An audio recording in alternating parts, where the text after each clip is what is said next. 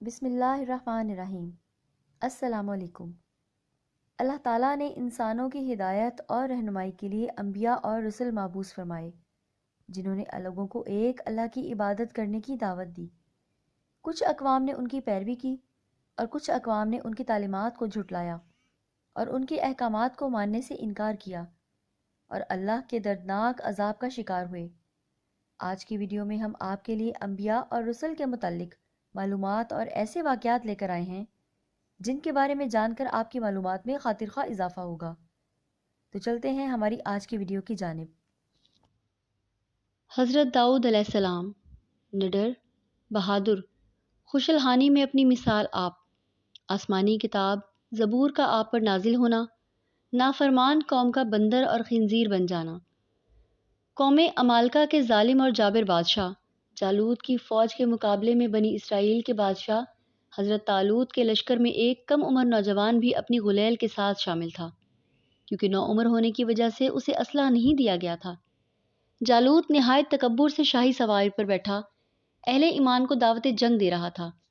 ابھی بنی اسرائیل کا یہ چھوٹا سا لشکر کوئی فیصلہ بھی نہ کر پایا تھا کہ اچانک ان کی صفوں میں موجود یہ کم عمر نوجوان عقاب جیسی برق رفتاری سے باہر نکلا اور جالوت کے سامنے پہنچ کر اسے للکارنے لگا۔ گوشت کے پہاڑ، لہیم شہیم اور طاقت القامت جالوت نے حیرت کے ساتھ نوجوان کو دیکھا تو حقارت سے بولا، جا، میری آنکھوں کے سامنے سے دور ہو جا، میں تجھے قتل کرنا پسند نہیں کرتا۔ بے خوف نوجوان نے بادشاہ کی آنکھوں میں آنکھیں ڈال کر گرجدار آواز میں جواب دیا، لیکن تجھے قتل کرنا مجھے پسند ہے۔ پھر فلک پر چمکتے سورج کی تیز روشنی میں ارض و سما نے ایک حیرت انگیز منظر دیکھا۔ نوجوان کی غلیل سے گولی کی طرح نکلے پتھر سے جالوت کا متکبر سر پاش پاش ہو چکا تھا اور اس کا طاقتور جسم زمین پر اوندھے منہ پڑا تھا۔ یہ سب اتنا اچانک ہوا کہ جالوت کی اسلحے سے لیس فوج کو سنبھلنے کا موقع ہی نہ ملا اور وہ بدحواس ہو کر بھاگ کھڑی ہوئی۔ یہ نوجوان ایک چرواہا تھا جو سارا دن جنگل میں بکریاں چرایا کرتا اور غلیل سے بکریوں کو قریب آنے والے درندوں کو مار بھگاتا، لیکن قدرت نے تو اس کے لیے بڑے فیصلے کر رکھے تھے۔ اللہ تعالیٰ نے پہلے اسے بنی اسرائیل کا بادشاہ بنایا اور پھر اسے نبوت اور رسالت کے عظیم منصب پر فائز فرمایا۔ قرآن پاک میں ارشاد ہے، داؤد نے جالوت کو قتل کر ڈالا اور اللہ نے ان کو بادشاہی اور دانائی بخشی اور جن جن چیزوں کا چاہا انہیں علم دیا۔ سورۃ البقرہ آیت نمبر 251۔ حضرت داؤد علیہ السلام 965 قبل مسیح فلسطین میں پیدا ہوئے۔ آپ علیہ السلام حضرت ابراہیم علیہ السلام کی نسل میں سے تھے۔ حضرت داؤد علیہ السلام پستہ قد تھے، آنکھیں نیلی تھیں، جسم پر بال بہت کم تھے، چہرے سے پاکیزگی جھلکتی تھی۔ نہایت ہمدرد، قوی، بہادر اور نڈر ہونے کے ساتھ حکمرانی اور فیصلہ کرنے کی قوت تحفہ خداوندی تھی۔ قرآن کریم کی سورہ بنی اسرائیل میں ارشاد ہے، اور ہم نے بعض پیغمبروں کو بعض پر فضیلت بخشی اور داؤد کو زبور عنایت کی۔ اس میں 150 صورتیں ہیں جو دعاؤں اور حمد و ثنا پر مشتمل ہیں۔ زبور اللہ تبارک و تعالیٰ کی حمد و ثنا سے مزین ہے۔ اور حضرت داؤد علیہ السلام کو اللہ تعالیٰ نے دل نشین آواز اور سحر انگیز قرأت عطا فرمائی تھی۔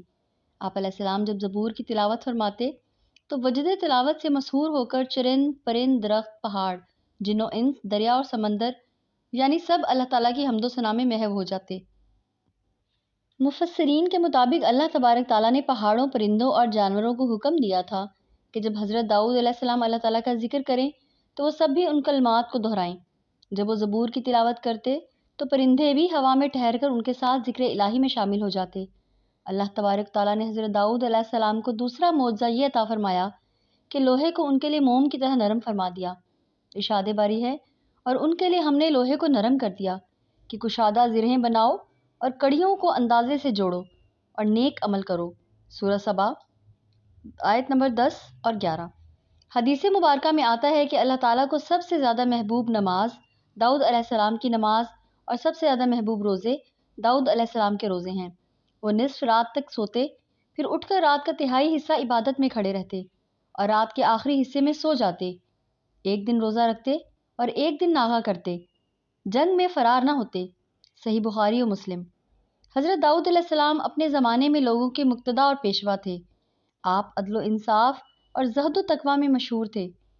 آپ بے مثال خطیب بھی تھے اور خطبات میں حمد و ثنا کے بعد اما بعد سب سے پہلے انہوں نے ہی کہنا شروع کیا، معرف القرآن۔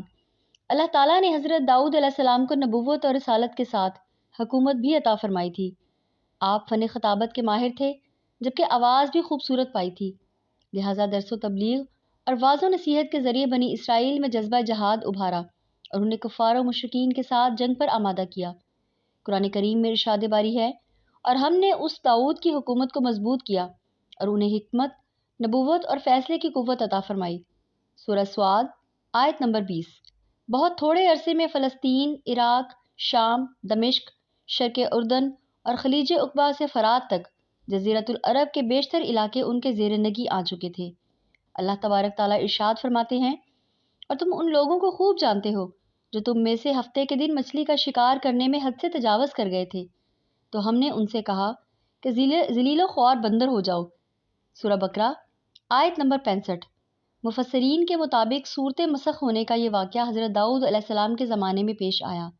بنی اسرائیل کے لیے ہفتے کا دن صرف عبادت کے لیے مخصوص تھا، اور اس دن مچھلی کے شکار سمیت ہر دنیاوی کام ممنوع تھا، لیکن سمندر کے کنارے آباد مچھلی کے شوقین ان لوگوں نے حکم کی نافرمانی کی، جس پر اللہ تعالیٰ نے ان کی شکلوں کو مسخ کر دیا، اور پھر 3 دن بعد وہ سب لوگ مر گئے۔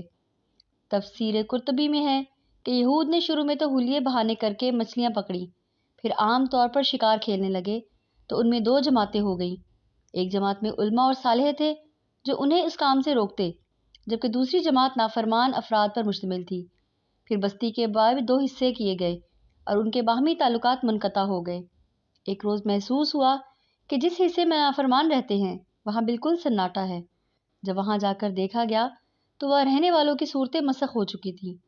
حضرت قتادہ رحمۃ اللہ علیہ فرماتے ہیں کہ ان کے جوان بندر اور بوڑھے خنزیر بنا دیے گئے تھے، مگر وہ اپنے رشتہ دار انسانوں کو پہچانتے تھے اور ان کے قریب آ کر روتے تھے۔ حضرت عبداللہ بن مسعود رحمۃ اللہ علیہ سے صحیح مسلم میں منقول ہے کہ بعض لوگوں نے اپنے زمانے کے بندروں اور خنزیروں کے بارے میں حضرت صلی اللہ علیہ وآلہ وسلم سے دریافت کیا کہ کیا یہ وہی مسخ شدہ شکلیں والے یہودی ہیں؟ آپ صلی اللہ علیہ وآلہ وسلم نے فرمایا، اللہ تعالیٰ جب کسی قوم میں مسخ صورت کا عذاب نازل کرتے ہیں تو ان کی نسل نہیں چلتی، بلکہ چند روز میں ہلاک ہو کر ختم ہو جاتے ہیں۔ بندر اور خنزیر دنیا میں پہلے ہی سے موجود تھے۔